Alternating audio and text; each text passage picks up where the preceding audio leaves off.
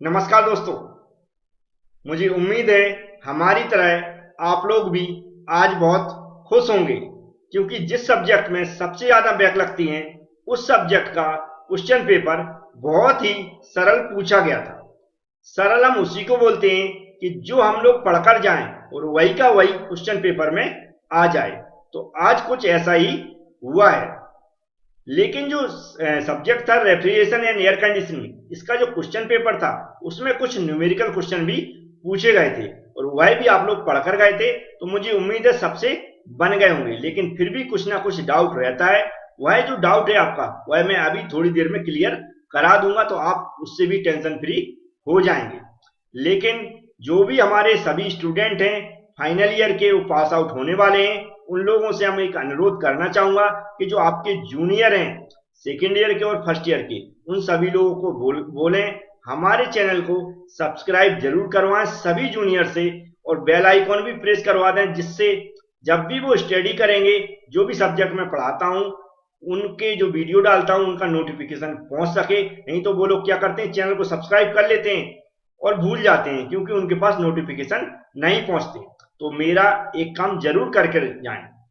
अब चलते हैं, देखते हैं क्वेश्चन पेपर। तो पहला क्वेश्चन 10 नंबर का पूछा गया था। ये जो सीओपी निकालनी थी, बहुत सारे बच्चे क्यू वगैरह से अगर स्टडी की होगी तो रिवर्स कार्नोट साइकिल की सीओपी बड़े आसानी से निकाल ली होगी। थ्योरी क्वेश्चन था, डेरिवेशन था। लेकिन ये जो सेकंड जो न्यूमेरिकल पूछा गया है, सेम का सेम मैंने पीडीएफ में दिया था। अगर आपने उस पीडीएफ को देखा होगा, पढ़ा होगा, जिनने भी परचेज की, तो 100% बन गया होगा। थोड़ी सी मैं हिंट करा दूं, यदि किसी ने न्यूमेरिकल क्वेश्चन सॉल्व किया है तो आपको समझ में आ जाएगा। यहाँ पर देखेंगे जो वैल्यू थी उसमें T1 की वैल्यू क्या हो जाती है, 267, और T2 की वैल्यू हो जाती है हमारी 300। ये सब केल्विन में हो जाएगी, ये भी केल्विन में हो जाएगी। इसके अलावा TW, जो TW वाटर के लिए दिया गया टेम्परेचर हुआ 27 डिग्री सेल्सियस दिया गया। ये वैल्यू के बाद हमारा जो रेफ्रिजरेशन इफेक्ट है, जो कैपेसिटी दी गई, वह कितना हो जाएगा, कितना दिया, 150 क्या दिया, TR दिया है। तो इसको हमें क्या करना था, 150 इंटू कितना करना था, 210 किलोग्राम पर मिनट। तो 1 किलोग्राम पर किलोजूल पर मिनट, सॉरी किलोजूल पर मिनट, 1 किलोजूल पर मिनट करना था मुझे, तो किलोजूल पर मिनट हो जाएगा। इतना करने के बाद हमें क्या करना था, जो इसमें फॉर्मूला यूज होना था, हमें क्या निकालना था, ये क्या latent assume the manufacturing per day calculation करना था। आइस मैन्युफैक्चरिंग एक दिन में कितनी हमारी मैन्युफैक्चर होगा। तो हमारा जो फॉर्मूला बनता है इसका, वह था रेफ्रिजरेशन इफेक्ट ऊपर रखना था, ऐसा मैंने समझाया भी था, और इसको सेपरेट भी निकाल सकते। तो नीचे जो फॉर्मूला था m into CP into bracket के अंदर TW minus T ice bracket बंद और प्लस HFG। तो यहाँ पर तो m की वैल्यू कितनी 1 थी, CP की जो भी स्पेसिफिक कांस्टेंट टेम्परेचर पे जो भी स्पेसिफिक हीट की वैल्यू होगी, और TW की वैल्यू हमारी 27 दी गई है, और इसको हमें 0 मानना था। और HFG की वैल्यू क्वेश्चन में दी है, कितनी दी है, 335 ऐसा कुछ दिया है। इस सारी वैल्यू रख के आपको थोड़ी सी हिंट समझ में आ रही होगी, फॉर्मूला यही यूज होना था, एक कंफर्म था। इसके अलावा हमें इसको क्या निकालना था, पावर रिक्वायर्ड निकालना। तो पावर रिक्वायर्ड के लिए हमें COP भी निकालना पड़ती है। COP के लिए हम जानते हैं T2 बटे क्या होता है, T1 माइनस T2 होता है, तो ये COP निकल जाती। फिर पावर के लिए हमें क्या निकालना था, पावर के लिए जो COP का फॉर्मूला हम लोग जानते हैं, रेफ्रिजरेशन इफेक्ट अपॉन क्या होता है, वर्क डन होता है। तो वर्क डन हमें निकालना था, यहाँ पर रेफ्रिजरेशन की बटे COP कर देते, और वर्क डन निकालने के बाद लास्ट में हमें क्या करते, जो भी वर्क डन आता है उसमें 60 का डिवाइड कर देते, तो हमारा जो भी पावर आ जाती। तो उम्मीद है इसी तरह आपने सॉल्व किया होगा। तो ये फॉर्मूला हमने जो क्वेश्चन में डेरिवेशन में करवाया था, सॉरी जो पीडीएफ में करवाया था, उसमें क्या रेफ्रिजरेशन इफेक्ट जैसे यहाँ पर रखा था। फिर मैंने इसको सेपरेट निकाल दिया था, m into CP into TW minus T0 और प्लस SP। m मास हो गया, ये जो भी हमारी वैल्यू रहती है CP की, वह आप देख लें, मैंने जो बताई है तो वह देख लें बुक के अकॉर्डिंग। और TW के लिए हमें 27 रखना था, आइस के लिए 0 रखना था, HFG के लिए 335 रखना था। ये जो कैलकुलेशन बहुत आसान थी। इसको कैलकुलेट करने के बाद इसमें जो ऊपर वैल्यू ये वाली 150 इंटू 210, इसमें भाग दे देते। भाग देने के बाद हमारा जो भी वैल्यू आती, उसमें हमें क्या करना था, वो भी याद रखा है। उसमें करना था मुझे 60 का मल्टीप्लाई, फिर हमारा 24 का मल्टीप्लाई। ये जो वैल्यू आती है इसमें इतने का मल्टीप्लाई करने के बाद फिर हमारा जो आंसर आता फाइनल, वह होती हमारी एक दिन में आइस कितनी प्रोड्यूस हो रही है। तो हमें ये जो फॉर्मूला लगाने के बाद क्या करना था, वैल्यू निकालने के बाद भी कर सकते थे और फॉर्मूले में भी डायरेक्ट मल्टीप्लाई कर सकते थे 60 इंटू 24। उम्मीद है ये न्यूमेरिकल बहुत सारे लोगों से बन गया था, क्योंकि पावर तो बड़े आसानी से निकाली जा सकती है। अब नेक्स्ट सेक्शन देखते हैं। तो ये जो न्यूमेरिकल था वैसे बहुत इजी था, हो सकता बहुत सारे लोग करके आए, क्योंकि इसमें एक कंडीशन दी है सक्शन वाली, तो इससे डाउट हो सकता है। सक्शन वाली एक्चुअली हमने देखा होगा जब भी हमने ये वेपर कंप्रेशन रेफ्रिजरेशन साइकिल पढ़ी हुई है, उसमें आपने देखा होगा कि सक कहां से करते हैं हम, कंप्रेस जो कंप्रेसर होता है वह क्या करता है, जो हमारा एवपोरेटर तो उससे जो हमारी जो भी वेपर फॉर्म में हमारी रेफ्रिजरेंट निकलता है तो वहां से क्या उसको सक करता है। तो कहां से, कंप्रेसर के स्टार्टिंग पॉइंट है वह वाली कंडीशन दी है कि हमारा ये इस तरह की साइकिल आपने पढ़ी होगी, हम बना देते हैं थोड़ा सा ऐसा पीएच डायग्राम, पीएच। इसमें हमें क्या करना था, ऐसा इसको कर्व करना था, एक ऊपर लाइन बनानी थी, फिर हमें क्या करना था, ए लाइन नीचे लाना था, इसको ऐसा बनाना था, इस पर टच कराना था और इसका ऐसा ले जाना था, इसको ऐसा ले जाना था। ये 1 पॉइंट होता है, ये 2 पॉइंट होता है, ये 3 होता है और ये 4 होता है। फिर हमें एंथैल्पी वगैरह निकालना सिखाया, आप समझ गए होंगे। ये क्या है, जो भी हमारी कौन सी कंडीशन है, देख रहा होगा आपको, ड्राई एंड सैचुरेटेड कंडीशन कहां से हो रही है, कंप्रेसर के कंप्रेशन प्रोसेस के बिगनिंग से, कहां से, बिगनिंग से हो रही है, ना कि एंड से। तो बिगनिंग वाली जो कंडीशन है वो है, मैंने उस पर न्यूमेरिकल सेम का सेम न्यूमेरिकल कराया हुआ है, जिसने भी वीडियो देखा होगा उससे बन गया होगा।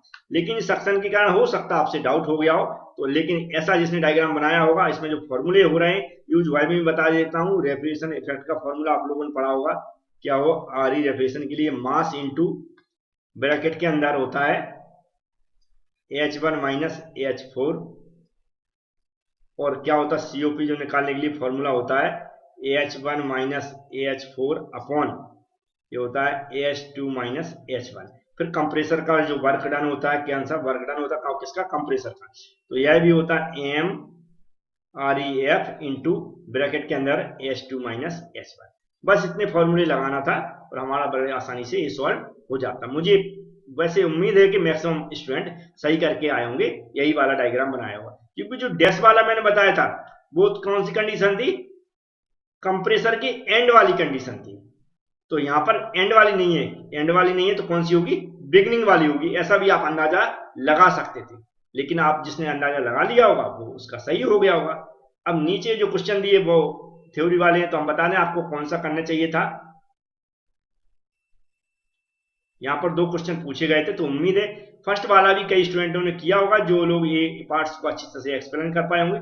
लेकिन नीचे वाला सीधा सीधा क्वेश्चन पूछा गया था कि डोमेस्टिक इलेक्ट्रोलक्स रेफ्रिजरेटर, ये मैंने पीडीएफ इसकी प्रोवाइड कराई थी एप्लीकेशन पे, जो लोग पढ़ के गए होंगे तो सीधा एक डायग्राम बनाना था, उसको एक्सप्लेन करना था, 10 नंबर बड़े आसानी से मिल जाते हैं। अब नेक्स्ट क्वेश्चन देखते हैं। इसमें भी जो पहला क्वेश्चन है थोड़ा सा टफ मानते हैं हम, लेकिन सेकंड वाला बहुत इजी, स्क्रू कंप्रेसर वाला, ये भी मैंने कराया हुआ है, ये भी क्वेश्चन बहुत आसानी से बन गया होगा, इसलिए मैं बोलता जा रहा हूँ कि बहुत इजी पेपर था। ये वाला क्वेश्चन अगर थोड़ा सा भी पढ़ के गए होंगे तो ये कंप्रेसर वाला बन गया होगा। ऊपर वाला भी किया होगा कई लोगों ने, लेकिन मेरे से अगर पूछा जाए तो मैं कौन सा सॉल्व करूंगा, तो इसको ही, स्क्रू कंप्रेसर को ही पहले सॉल्व करूंगा। अब नेक्स्ट क्वेश्चन देखते हैं। तो यहाँ पर जो क्वेश्चन 10 नंबर का ऊपर फर्स्ट वाला और जो अथवा दिए दोनों ही इजी, एवोपरेटर कंडेंसर भी मैंने एक्सप्लेन किया बड़े अच्छे से, और ऑटोमेटिक एक्सपेंशन वाल्व भी अभी कुछ दिन पहले मैंने डाला है। दोनों में जो भी करते हैं दोनों ही इजी थे, डायग्राम साफ सुथरा था, दोनों में अच्छा सा डायग्राम बनाना था, उसको एक्सप्लेन करके आए होंगे, तो ये भी बड़ी 10 नंबर नहीं तो 8 नंबर तो मिल ही जाएंगे, क्योंकि डायग्राम आपका साफ सुथरा बहुत अच्छा होना चाहिए, जैसा मैंने समझाया वैसा कम से कम होना चाहिए। नेक्स्ट क्वेश्चन था 4 नंबर का, आपको ये करना ही था। नॉर्मली ड्यू पॉइंट टेम्परेचर क्या होता है, इसकी भी डेफिनेशन मैंने पीडीएफ में प्रोवाइड कराई है। स्पेसिफिक ह्यूमिडिटी क्या है ये भी आप एक्सप्लेन कर सकते थे, लेकिन जो इसका न्यूमेरिकल था उसको मैं देख लेता हूं।